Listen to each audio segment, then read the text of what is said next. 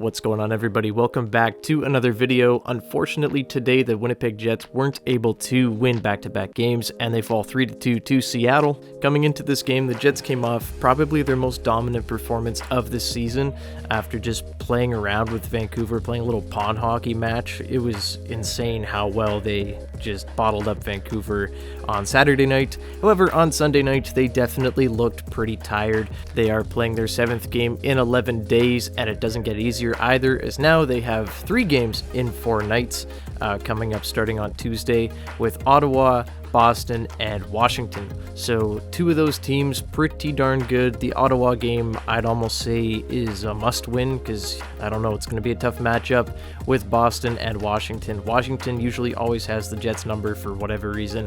Ovechkin loves scoring against the Jets, and Boston's just insane. Such a good team right now. But yeah, so the Jets fall today. Not a very glamorous day. They looked very tired for most of the game, but in the third period, it definitely showed. In the first period, Seattle was running all over the Jets, really, and then they took 2 back-to-back penalties. The Jets ended up on a 5-on-3, and it was Josh Morrissey finding Mark Scheifele on a disgusting feed. This guy just continues an incredible season. He's got 9 games in a row now with an assist, and 9 games in a row is actually a Winnipeg Jets franchise record. That would beat out Dustin Byfuglien and Toby Enstrom's 8 games with a point, and Josh Morrissey moves it to 9, so maybe he'll be able to move it to 10 against Ottawa. Hopefully he is.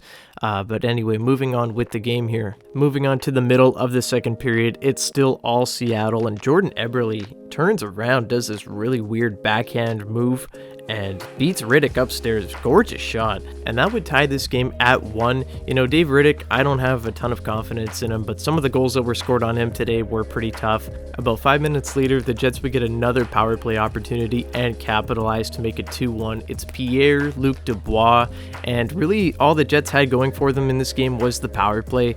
They just could not keep up with Seattle. Seattle's super rested, and the Jets obviously aren't. And yeah, I don't know. They were just skating around them all over today. But the Jets do take the lead, and I thought from that point, I'm like, okay, well, if we can just lock it down in the third, that would be ideal. The Jets could walk away with a big 2 points here, or at least send this one to overtime. But less than a minute into the third, it's Ryan Donato with a little bit of a fluky tip beating Riddick. And yeah, I don't know. I wish that didn't go in. I think the Jets could have maybe held on to at least gotten a point if that happened.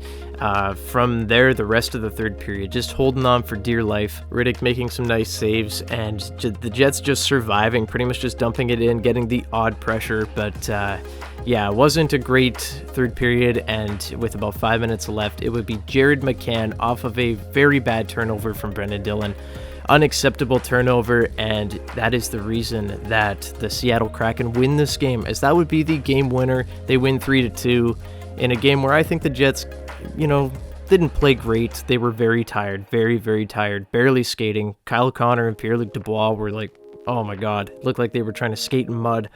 And yeah, I don't know. It's a tough one for the Jets, but they need some rest. They'll get a day off tomorrow, I'm sure. Just kind of frustrating, though, without that turnover by Dillon.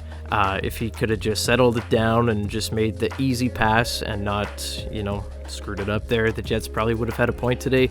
Probably didn't deserve to get one, but probably could have taken this game to overtime without that turnover. But now a look at what's to come. Obviously, Ottawa is up next. I've been talking about them. They've been playing better as of late. That's the game that I believe that Ville Heinola will get his shot and get back into the lineup, as I don't think Capobianco or Sandberg played particularly well tonight either. Wouldn't shock me if Sandberg gets pulled out. He took a really bad penalty in the second or third period, and he almost took another one. Not his finest game. I don't think Capobianco played as well as he did on Saturday either. Just kind of doing some dangerous things in front of the net and just, I don't know, being a little bit irresponsible. So I could see one of the 2 of those guys coming out. I'd imagine it's Capobianco, just because, you know, Sandberg seems to be the guy that Bonus likes on that left side there, and Ville has been playing the right side as of late, so I'm sure we'll be seeing Ville there on Tuesday if he's feeling better, totally ready to go.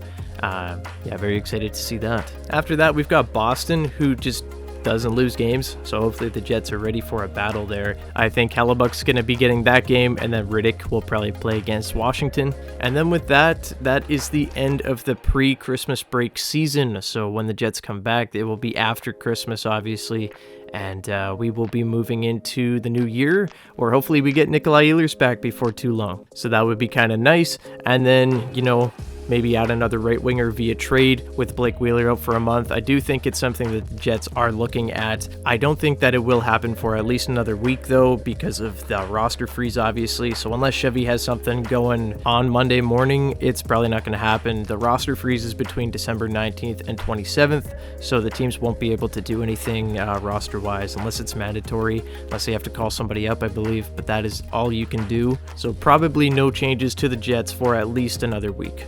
But with all that said, guys, I don't know. Jets lost a tough one today, but totally gassed. I'm surprised it was only 3-2. This game probably should have been 6-2. The silver lining to me was just Josh Morrissey looking incredible and Pierre-Luc Dubois continuing to be a really good player for the Jets. Those guys did look really good through 2 periods. Just weren't able to close it out today.